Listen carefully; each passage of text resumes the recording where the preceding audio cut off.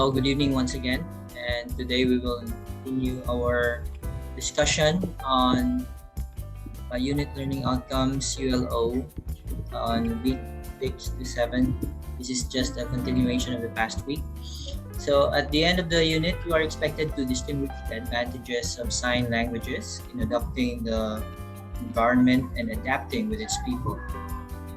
And letter B, to differentiate diverse communication strategies in transmitting and absorbing information through stimulating and meaningful manner, and to provide illustrations pertaining to communication strategies aided by technology.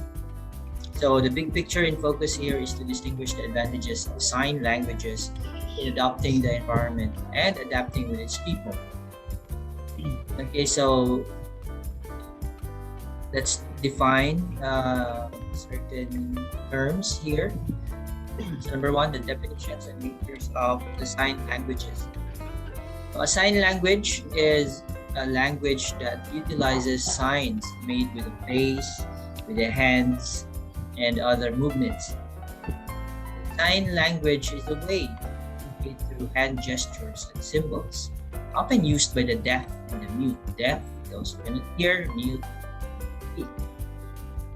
Sign language is relayed through manual articulations, including facial expressions, hand gestures, and body movements. Okay, so a sign language is also conveyed to have a shared and or common understanding of a message. So these are the important definitions and natures of sign language that we have to remember. Okay, another thing, sign language also involves encoding and decoding the messages to the target participants. Okay, so sign language aids you to create connections with others from different places with diverse beliefs, cultures, and customs.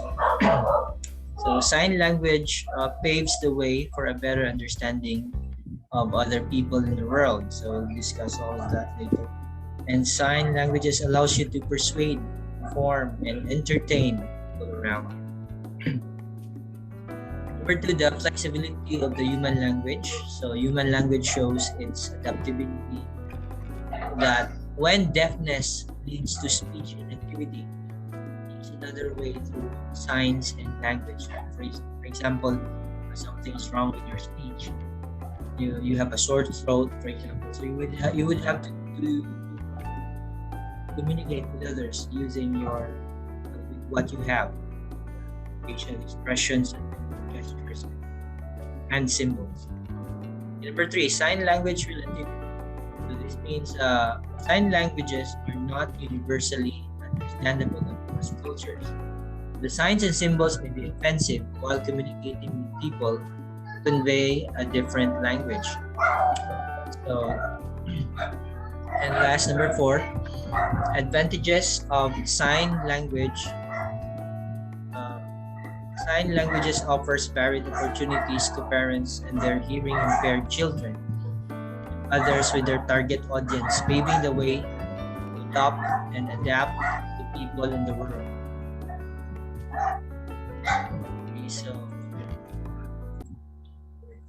Okay, moving on with essential knowledge. Okay, so to perform the aforementioned big picture, we have to understand this essential knowledge. So number one, communication between cultures is facilitated by the availability of a common language. So that means the said premise of Castigador in 2019 is analogous with the concept that there must be a common understanding through sounds and symbols that people utilize for talking and writing. So living in vast diversity, though, it's possible to experience a language barrier during work, travel, or even in everyday life. Let's say, for instance, meeting people who speak a different language can be challenging. So how will individuals connect in the absence of a common language then? So with a little patience and creativity, still, it is possible to communicate despite language barriers. I remember the movie with Tom Hanks, directed by Steven Spielberg. Title of the movie is The Terminal. So, Life Waits is the subtitles. So, the situation there is he belongs to a country like Kazakhstan. I forgot the name of the country. It's not a well-known country, and it's just a small country. I think somewhere beside Russia.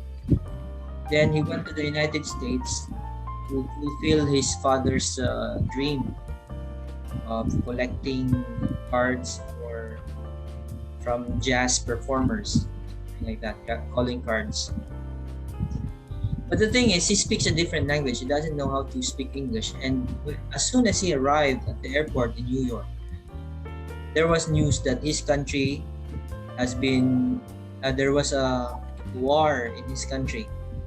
So there was like a coup d'etat. So, and the rebels won against the government. So it's like the Afghanistan thing. So what happened there then is the country was not recognized by the US anymore as a country because it collapsed, something like that. So his visa then is automatically expired as soon as he arrived in the airport. So he cannot proceed to go out at the gate of the airport and go to New York, New York City. And at the same time, he cannot go home because there's war and he is not allowed to go home because no flights are available to go in that country because of the danger. So he is stuck inside the terminal, the airport. So he has to survive, how to get his food, how to get along, and how to earn money, even though he doesn't know how to speak English. And particularly, he has to learn the language. So he has begun like using what he has to communicate with people.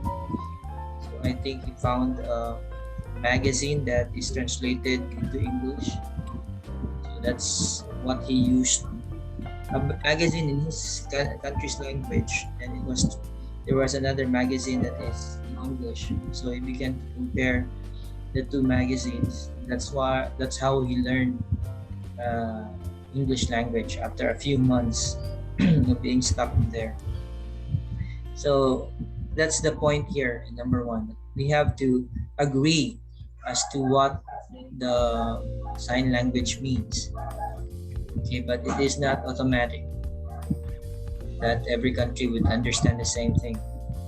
Okay, number two, rising above language barriers. So one way of rising above language difficulty is using sign language. As people move across borders, explore opportunities, and interact with others, a common language becomes a need to thrive. So for that reason, a contribution of sign language is gaining momentum and showing evidence that it is a necessity in today's society. And along with that is the recognition of those people who really need it the most, particularly the deaf and the mute. Okay, so when language barriers present themselves, so that's the time that human beings invent a way to really understand each other. One way of doing that is, for example, is putting subtitles. Now we can enjoy movies or teleseries done by Mexicans or by Japanese or Koreans, so because of subtitles, and sometimes even to the point of really using your native language on the dialogue. So, or we call it in our country, we call it the Tagalized version. So even though they originally speak in Spanish, we use the Tagalog version. I remember that's what happened with Money Heist, for example, is a Spanish what we call this series. But how come it became a hit worldwide? It's because of it was done. There was this version done in English, And in some countries, they even use their own language. And of course, the subtitles will also do. Even if they speak in their own Spanish language, but as long as there are available subtitles for your country, then you can still experience the movie in itself. Okay, so the birth of sign languages. In retrospect, sign language is traced back before Christ and during the Renaissance. Though varied theories arise as to why and how these sign languages evolved, nobody can accurately determine their early origin. Okay, so Perlmutter added further that in the second half of the 20th century, several observed that numerous thoughts are differently expressed in signs assumed as an ungrammatical form of English. So afterward, sign languages are utilized to substitute for speech. In Castigador words, a sign language is perhaps older than the spoken language, which may comprise of hand gestures like shrugs or facial expressions or even coded manual signals. Okay, so strengthened through the use of words reflected in the alphabet. So that's why we have the sign symbols, the hand symbols. Okay, so even the sign of the cross, for example, is an example of a sign language. What does it mean? That's why Protestants would always debate with Catholics that the sign of the cross. Why do Protestants do not use the sign of the cross? It's because for them, we have to trace back the history. Where did that sign come from? They say that during the crucifixion of Christ, people shouted to crucify him, and to the point that they lost their voices for shouting. So what they did is they just signed the cross. So that's the birth, they say. It's birth of the cross sign. So it means crucify him. Every time you make a sign of the cross, you are saying crucify Christ again. So that's the argument of the Protestants. That's why they don't use the sign of the cross. So with the Catholics, for them it's like identifying themselves with the cross, with Christ himself. Okay, so number 4, the flexibility of human language vis-a-vis sign languages. The Perlmutter conveyed that sign languages as a language has been discovered over the past half century. With that occurrence, it's about to discover a sign language, the discovery of sign language and an exposition of language itself. So it magnifies that the human language is more flexible than had been imagined because it exists either in the auditory or in the visual aspect. So undeniably, human language shows its adaptability that when deafness leads to speech and activity, the human language looks for another way through signs and symbols. So I think one of the assignments I'll be giving you is about a research on the life of Helen Keller. Okay, Helen Keller has been born a normal child, but at the age of 19 months or 1 year and 7 months, she encountered scarlet fever, I think, that really affected her hearing and even her sight. So can you imagine growing up as a 2-year-old, not being able to see and not being able to hear the people around you? So how do you communicate? How do you express that you are hungry? How do you express that you're sleepy? As a 2-year-old, we're not even taught how to communicate yet at that point. So it was difficult, but she overcame it through the help of Miss Annie Sullivan, a dedicated teacher who is partially blind herself. So it's a wonderful story. So probably I'm gonna look for my video or the movie entitled The Miracle Worker. So if you happen to have access to internet and be able to locate or download that movie, please do, and share it to the others, or even to our GC. So, okay, it's a very exciting study in the life of Helen Keller, and she was able to graduate in a normal college and has been able to speak worldwide and inspire people about how to about her thoughts. She was able to communicate her thoughts in spite of being blind and deaf, so just by using sign language and some certain sounds. Okay, so sign language and its assistance. Sign language is a language that involves encoding as well as decoding messages through the use of hands, face, and other body movements. Messages are conveyed through gestures, facial expressions, and body movements. Sign language is done to achieve a shared and or common understanding of a message. It allows people to persuade, inform, and entertain. A better experience of other people in the world happens through sign language because it creates connections with others from different places of diverse beliefs, cultures, and customs.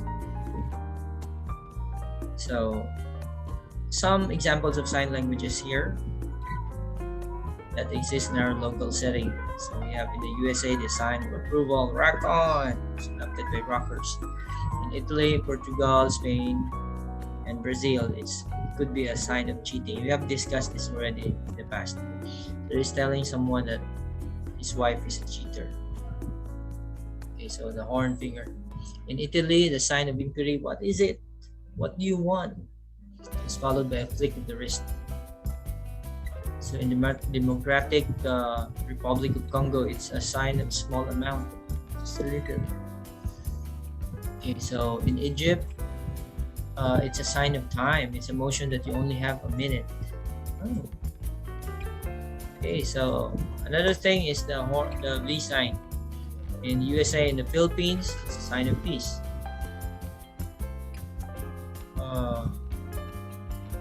It's also adopted by rockers, really, or is a typographical error.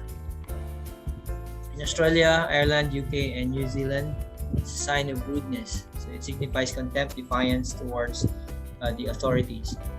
Okay, in the Philippines, something like that is in Japan and Singapore, it's a sign of rudeness. So it's a sign tantamount to calling dogs. It should not be used to let someone come over to you. So instead of doing that, you say, come over here. Okay, in USA, UK, and Philippines, sign of okay, absolutely fine, everything is good. It's even the symbol used by JC Premier, sign of money. But in Japan, it's a sign of money. Okay, so in some countries, it could be a sexual symbol, which is a taboo. In Ghana and Philippines, when you have an itchy palm, it could be a sign of money. It indicates money is coming.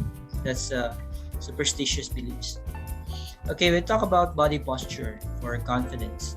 So when you are anxious or timid, your eyes are low, always darting around. There's tension in the shoulders. You're not relaxed. Shaky, fidgety, or closed off stance. Okay, and on the other hand, when you are in the power pose, so you fake it till you make it.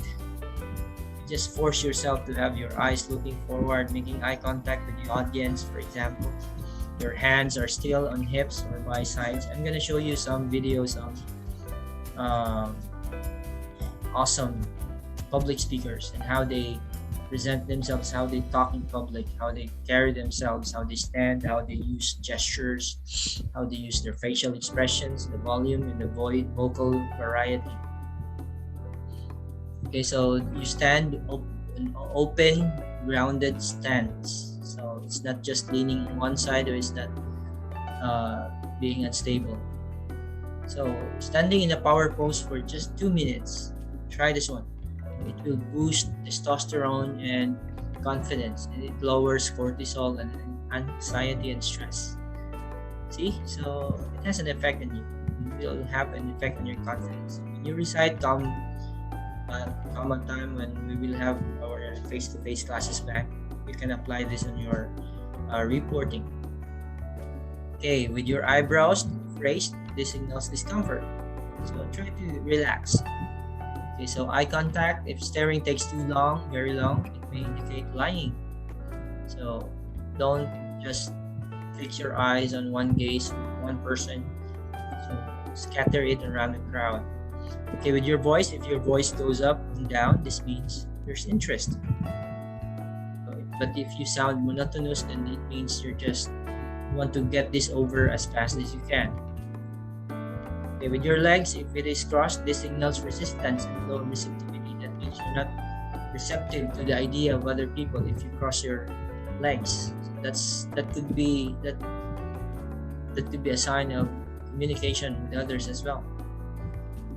Okay, so if expansive and authoritative posture, it shows leadership.